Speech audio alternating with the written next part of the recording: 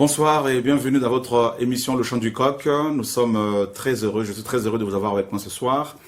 Que le Seigneur soit béni. Nous bénissons le Seigneur pour cette nouvelle année qui commence, l'année 2018. Nous sommes le 1er janvier 2018 et que le Seigneur soit béni, mes amis. Et nous prions que cette année soit une année de louange, d'adoration, de consécration également.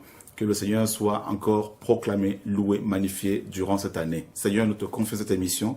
Enseigne-nous tes voies, au nom de Yeshua. Amen. Nous sommes dans Jean chapitre 2. Jean chapitre 2, nous lirons à partir du verset 1er. Or, 3 jours après, on faisait des noces à Cana en Galilée et la mère de Jésus était là. Jésus fut aussi convié aux noces avec ses disciples. Et le vin ayant manqué, la mère de Jésus lui dit, ils n'ont plus de vin. Mais Jésus lui dit, qu'y a-t-il? Qu'y a-t-il? Qu'y a-t-il entre toi et moi? Voilà, mon temps n'est pas encore venu. Qu'y a-t-il entre toi et moi? Mon temps n'est pas encore venu. Voilà. Donc, nous allons parler, bien sûr, du temps, le temps de Dieu. Et le temps que le Seigneur a mis en réserve pour chacun de ses enfants. Voilà. Donc, nous allons rapidement parler de ce temps, de 3 types de temps. Et je crois que cette exhortation, cet enseignement, ce court enseignement va certainement vous encourager. Et le Seigneur le dit en verset 4 de Jean 2, mais Jésus lui répondit, qu'y a-t-il entre toi et moi, femme? Mon heure n'est pas encore venue. Voilà, mon heure n'est pas encore venue. Et voilà, donc on va ensuite dans Jean chapitre 7. Donc là, ici, nous avons la mère de Yeshua, homme, qui lui demande de faire un miracle. Et dans Jean 7, après ces choses, Jésus parcourait la Galilée, car il ne voulait pas parcourir la Judée, parce que les Juifs cherchaient à le faire mourir. Or, la fête des Juifs, appelée la fête des tabernacles, était proche.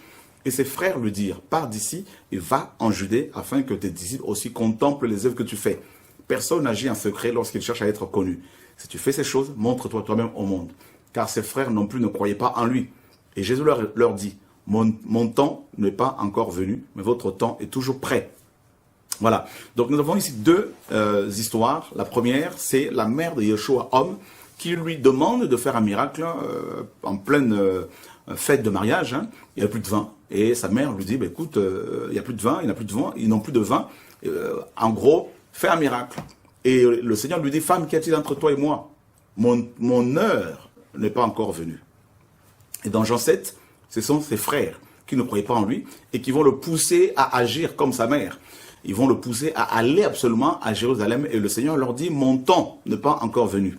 Alors, en grec, vous avez 3 termes principaux qui sont utilisés pour parler du temps. Le premier terme, c'est aion. Aion veut dire éternité, âge, c'est-à-dire par rapport au temps. Et aion veut dire aussi dispensation. Et aion veut dire aussi univers, monde, tout ça, système de choses actuelles. Et donc, aion est un temps, bien sûr, à la fois éternel et temporel. Et par exemple, quand on parle des âges à venir, voilà, donc il est question, bien sûr, du temps éternel et tout ça.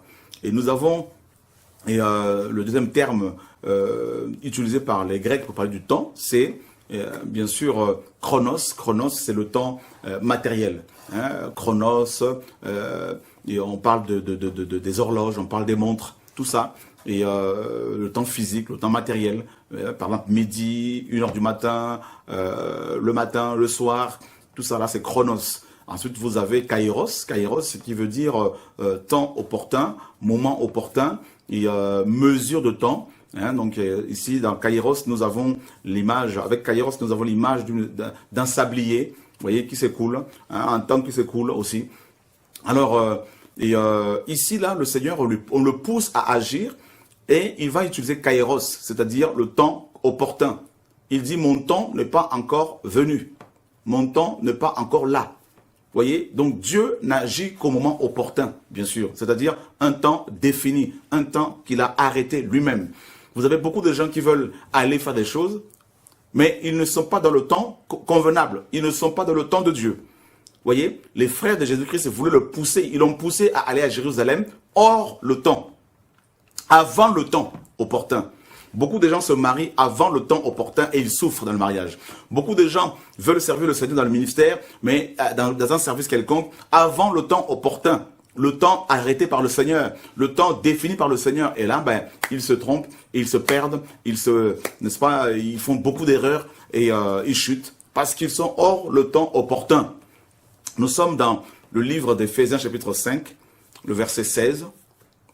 Donc, sachez que le Seigneur n'agit qu'en son temps, bien que, même si c'est bien que sa mère a insisté pour sa mère a voulu que le Seigneur fasse un miracle, le Seigneur lui a dit, mon temps n'est pas encore arrivé, mon heure n'est pas encore arrivée. Nous avons un Dieu qui n'agit qu'en son temps. Voilà. Vous voyez, on nous dit que lorsque le moment où Élisabeth devait donner naissance arriva, elle va donner naissance à un enfant. Vous voyez, il y a toujours un temps. Dieu agit avec le temps, avec son temps. Il est hors du temps, mais par rapport à nous qui sommes limités par le temps, confinés par le temps, Dieu a défini, a arrêté un temps pour chacun. Un temps pour naître, un temps pour le servir, un temps pour mourir. Voilà. Et si vous craignez le Seigneur, personne ne peut vous tuer avant le temps de Dieu. C'est ça qu'il faut comprendre. Donc c'est pour ça qu'il ne faut pas vous prendre la tête, il ne faut pas vous embêter, commencer à chercher la protection des hommes ou l'intervention des hommes pour vous protéger, vous aider, parce que vous ne mourrez pas tant que le temps de Dieu ne sera pas arrivé si vous le craignez. Nous sommes dans donc Éphésiens 5, 16. Rachetez le temps car les jours sont mauvais. Nous allons vérifier dans le lexique biblique le mot temps ici. Éphésiens 5, 16 et Éphésiens chapitre 5, verset 16. Voilà. Donc, Dieu est un Dieu de temps, et il faut justement avoir le discernement par rapport au temps dans lequel nous sommes pour ne pas passer à côté du plan parfait du Seigneur pour votre vie. On va cliquer sur temps, et Seigneur, merci pour ton évangile. Et bien là, nous avons pareil, kairos, voilà, racheter le temps, donc kairos, mesure de temps, plus ou moins grande, portion de temps, voilà, un temps fixé et défini, une époque décisive, attendue, vous voyez, le temps favorable et opportun, le temps convenable, une période limitée de temps, ce que le temps apporte, l'état du temps, les choses et événements dans le temps.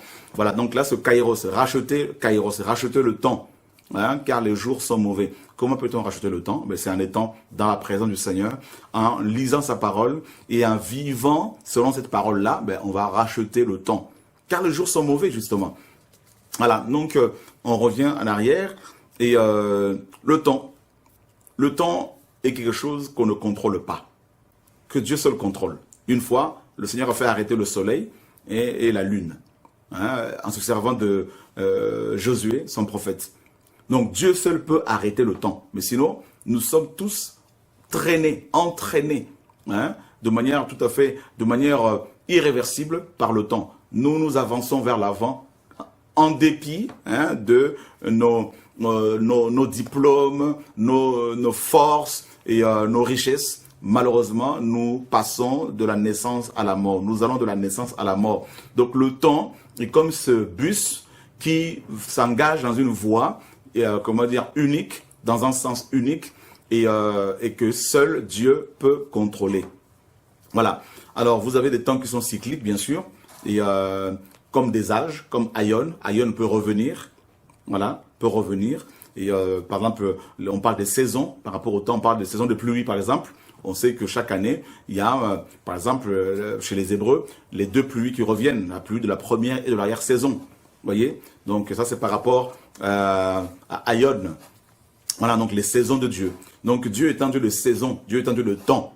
Il n'agit qu'en son temps. D'ailleurs, quand vous lisez les Écritures, les 7 fêtes de Yahweh étaient des fêtes des temps, des fêtes des saisons. Vous voyez? Donc, par exemple, la première fête, la Pâque, qui était célébrée le 14 du mois de Nissan, mars-avril. Et là, ça correspond à une période, mes amis, de la moisson. Et une période où l'œuvre se faisait et tout ça. Donc, on parle de la fête, par exemple, d'automne. On parle de la fête de tabernacle, par exemple. Tout ça, c'est le royaume. Donc, c'est des fêtes de temps, des fêtes des saisons. Et donc, Dieu est un Dieu qui agit de manière à ce que son temps soit respecté. Il ne peut agir en dehors de son temps. Vous voyez? Et on prend l'exemple d'un enfant, par exemple. Un enfant de 3 ans qui va demander à sa mère, un jeune garçon, qui va pleurer parce qu'il veut avoir des moustaches. Ben, il ne les aura pas pour autant parce que le temps des moustaches n'est pas encore arrivé. Et pareil dans la vie chrétienne. Et ça ne sert à rien de vouloir à tout prix, comment dire, se prendre la tête, de vouloir, comment dire, il y en a qui font des jeûnes de 40 jours. Il faut jeûner, bien sûr, mais il faut faire des jeûnes pour avoir le mariage alors qu'ils n'ont pas encore l'âge. Il n'y a pas encore le temps de Dieu. Beaucoup de chrétiens sont frustrés parce qu'ils ont l'impression que Dieu ne les exauce pas, alors qu'ils le craignent. Hein. Je parle de ceux qui craignent le Seigneur. Ils se disent, mais Dieu tarde à agir, tout ça, mais il faut qu'il agisse. Frères et sœurs, sachez que Dieu agit en son temps. Faites-lui confiance. Marchez selon sa parole et au temps convenable, au temps arrêté par le Seigneur, les choses se feront de manière tout à fait naturelle. Regardez les enfants d'Israël. Le Seigneur disait, par exemple, à Abraham, dans Genèse 15, que l'iniquité des Amoréens n'était pas encore à son comble et que son peuple donc allait être esclave dans un pays étranger jusqu'à ce que la coupe du péché des Amoréens déborde, à ce que leur iniquité atteigne son apogée, son paroxysme. Et lorsque le péché des Amoréens avait atteint son paroxysme, son apogée, qu'est-ce qui va se passer? Le Seigneur va juger cette nation, donc les Amoréens, il va les faire partir de leur territoire, en grande partie, et une grande partie d'entre eux vont être virés donc, de leur territoire pour être remplacés par les Hébreux, par les Juifs, et par les Hébreux. Donc, vous voyez, et Dieu est un Dieu de temps. Il ne peut agir qu'en son temps. Et parfois, on se pose la question, mais Seigneur, regarde le péché dans le monde. Pourquoi tu n'interviens pas? Il y a des gens qui sont tués, des enfants qui sont égorgés. Qu'est-ce que tu attends, Seigneur, pour intervenir? Eh bien, je voudrais vous dire que Dieu a arrêté un temps où il va effectivement juger les nations. Voilà. Selon les Écritures, et nous croyons que ce temps-là arrive. Voilà. Donc, depuis l'éternité passée, Dieu avait déjà son calendrier avec des dates bien précises pour l'accomplissement de chaque prophétie concernant les nations, concernant les individus, concernant les églises, tout ça. Et nous croyons que ce Dieu ne ment pas. Voilà. Il y a un temps pour la pluie, il y a un temps pour la neige, il y a un temps pour le soleil, vous voyez, il y a un temps pour l'hiver, il y a un temps pour l'été, il y a un temps pour le printemps, il y a un temps pour l'automne. Vous voyez comment les choses fonctionnent? Eh bien, c'est comme ça, mes amis, que Dieu fonctionne. Et il y a des temps. Alors, faites confiance au Seigneur. Attendez-vous à lui. Et pour ceux qui comprennent le temps de Dieu, sont dans la patience. Ils s'attendent au Seigneur. Ils ne se précipitent pas. Parce qu'ils savent que Dieu agit toujours en son temps. Voilà. Donc, même si vous voulez que la nuit arrive, si ce n'est pas le temps de la nuit n'arrivera jamais. Et si vous voulez que le soleil et le jour se lèvent, si ce n'est pas le temps du jour, le jour ne se lèvera jamais. C'est Dieu qui a le contrôle sur le temps. Alors, faisons-lui confiance, mes amis. Faisons-lui confiance. Et même par rapport à la durée d'une vie terrestre, dans Psaume 90, on nous dit que la durée d'une vie est de 70 ans. Et pour les plus robustes, c'est 80 ans. Vous voyez? Donc ça, c'est le temps que Dieu a assigné aux hommes. Et pareil, donc j'enseignais la dernière fois, selon l'esprit, le Seigneur m'avait vraiment beaucoup aidé par rapport à cet enseignement à Didasco. Il me faisait comprendre que nous avons dans le monde des véhicules avec des réservoirs d'essence. Eh bien, il y a aussi des réservoirs de temps. Vous voyez, c'est pour cela qu'il faut racheter le temps, c'est-à-dire ne pas être dans la distraction. Parce que ceux qui rachètent le temps, ce sont ceux et celles qui ne veulent plus se distraire par les hommes, par le péché, par les hommes de ce monde, par les faux frères, les fausses femmes de Dieu. Des gens qui rachètent le temps, ce sont des personnes qui ne restent pas dans les critiques, les murmures, qui ne vont pas traîner avec les impies. Selon Psaume chapitre 1er, ils ne marchent pas. On nous dit, béni est l'homme qui ne marche pas selon le conseil des méchants, qui ne s'arrête pas sur la voie des pécheurs et qui ne s'assied pas dans l'assemblée des moqueurs. Vous voyez, donc ce sont ces gens-là qui sont avec le Seigneur et qui ont compris que le temps est tellement court qu'il ne faut pas le perdre, qu'il ne faut pas être dans la distraction. Même Satan sait qu'il a très peu de temps. C'est pour ça qu'il s'active pour nous combattre, pour détruire les enfants de Dieu s'il le pouvait. Et heureusement que Dieu nous protège. Donc vous voyez que même Satan, notre ennemi commun, à nous qui sommes chrétiens, sait qu'il a très peu de temps. Les sorciers savent qu'ils ont très peu de temps. Mais malheureusement, beaucoup de chrétiens ne le savent pas. Le Seigneur dit aux pharisiens, malheur à vous parce que vous savez discerner l'aspect du ciel et de la terre, tout ça, du ciel, mais vous ne pouvez pas discerner les signes de temps dans Matthieu chapitre 16. Et quand on regarde ce qui se passe dans le monde, ce qui se passe dans le monde, les guerres, les troubles, les tremblements de terre, le changement climatique, aujourd'hui, Jérusalem est devenu et proclamé officiellement par les Américains, par le président Trump, comme étant la capitale officielle d'Israël. Donc vous voyez bien que tout ça, ce sont les signes de temps. Hein, les tensions qu'il y a entre les États-Unis et la Corée du Nord, les guerres en Afrique, les guerres, le terrorisme, tout ça. Donc toutes ces choses nous montrent que le temps n'est pas à la distraction, mais à la prière, à la consécration, mais des uns des autres, au partage de la parole dans nos familles, avec nos femmes, avec vos enfants, vos maris, tout ça là. Donc c'est vraiment le temps, hein, de se préparer pour le retour du Mashiach. On va finir avec Romains chapitre 11, à partir du verset 13. Et Romains 13, pardon, à partir du verset 11. Voilà, Paul enseigne quelque chose de profond ici, dans Romains 13, 11. Il dit, même vu la saison, parce qu'il est déjà l'heure de nous réveiller du sommeil, car maintenant le salut est plus près de nous que lorsque nous avons cru.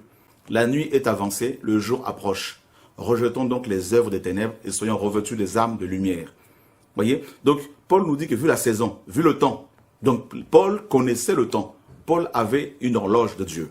Et il pouvait savoir en quel temps il était pour éviter justement la distraction. Et c'est ce qu'il faut faire, mes amis. Moi, personnellement, je ne veux plus de distraction.